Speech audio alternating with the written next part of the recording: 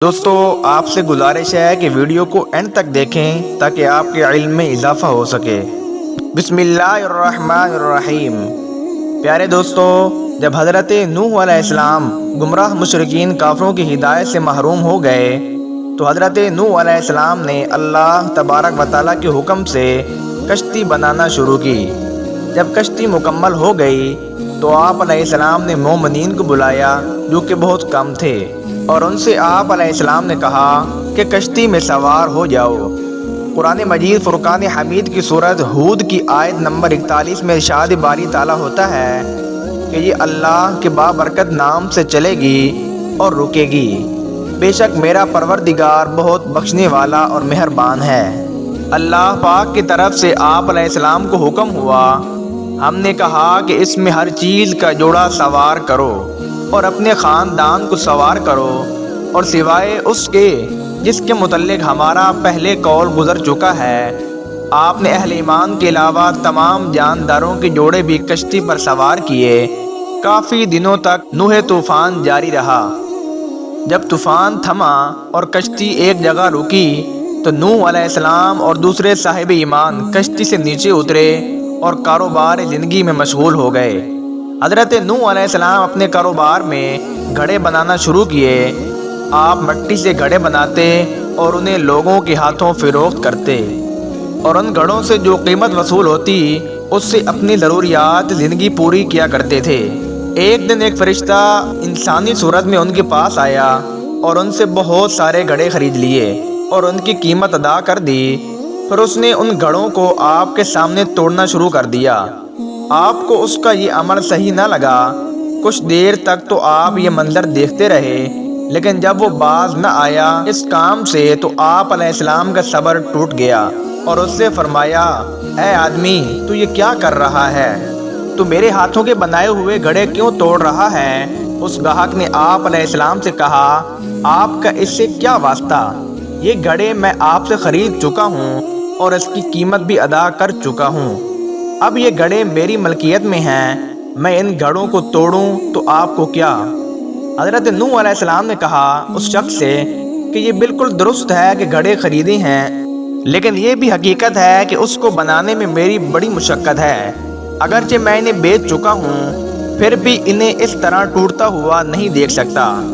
گاہک چونکہ ایک فرشتہ تھا، اس نے کہا کہ یہ گھڑے آپ نے خلق نہیں کیے، صرف بنائے ہیں، اس کے باوجود تلف ہوتے ہوئے نہیں دیکھ سکتے، تو آپ نے خدا کی اس مخلوق کو تلف کرنے کی دعا کیوں کی تھی؟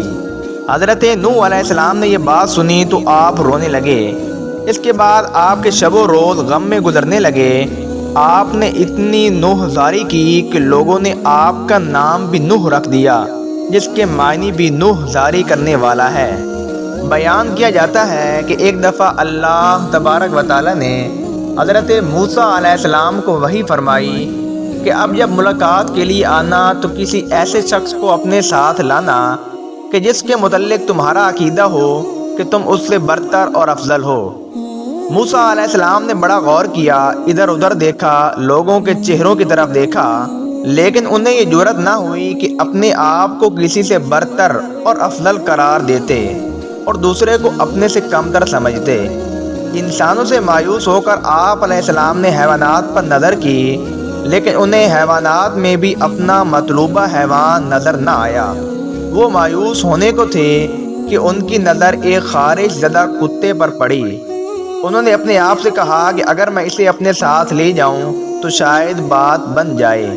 یہ سوچ کر انہوں نے اس کتے کے گلے میں رسی ڈالی اور اسے لے کر اللہ تبارک و تعالیٰ سے ملاقات کے لیے چل پڑے۔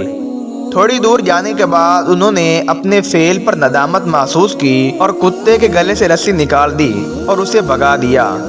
جب ملاقات کے لیے اپنے مقام پر پہنچے تو اللہ تبارک و تعالیٰ نے فرمایا، اے موسیٰ، کیا تم اپنے سے کم تر چیز اپنے ساتھ لائے ہو؟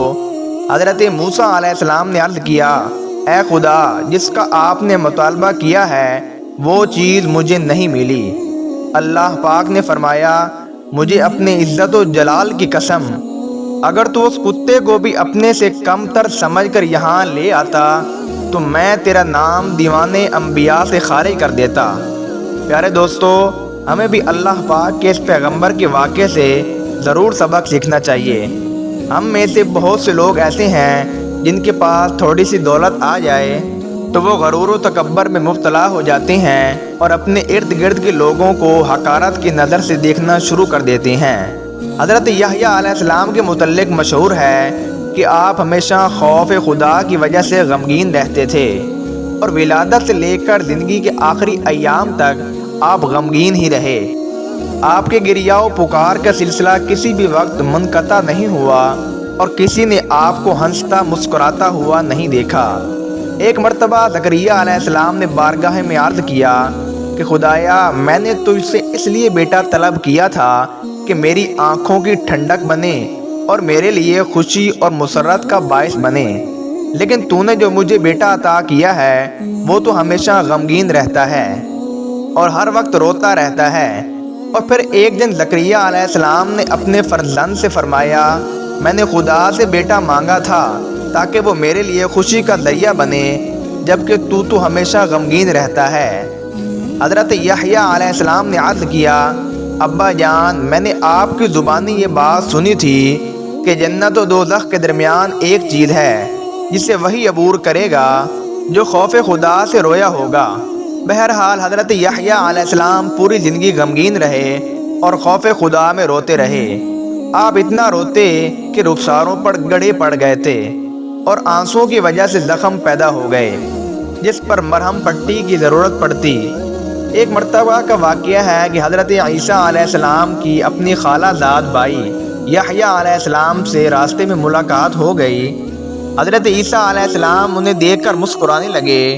حضرت یحییٰ علیہ السلام نے انہیں مخاطب کر کے فرمایا، کیا وجہ ہے کہ میں آپ کو خوش و خرم دیکھ رہا ہوں؟ شاید آپ نے سمجھ لیا ہے کہ آپ کو ابدی امن و اطمینان مل گیا ہے۔